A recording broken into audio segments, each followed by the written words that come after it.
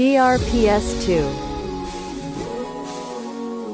Mga minamahal kong Santiagueño, Ate Jigs Miranda po, naway ang pagsibol ng bagong taong 2025 ay maghatid sa iyo ng pagpapala at panibagong pag-asa. Sama-sama po nating harapin ang bukas na may pananampalataya at pag-asa. Panatilihin natin matatag ang pananalig sa ating tagapagligtas na si Jesus. Si Jesus ang simbolo ng labis na pagmamahal. Tulad ni Jesus, naway lagi nating sa puso at isip ang pagmamahal at respeto sa sarili, pamilya at minamahal nating syudad na Sinilangan. Muli, Ate Jigs Miranda po ito, makakasama mo sa isang makabago, malaya at inklusibong lungsod ng Santiago.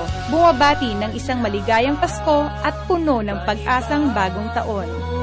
Umaga, harapin natin ang bukas ng malaya. DRPS2.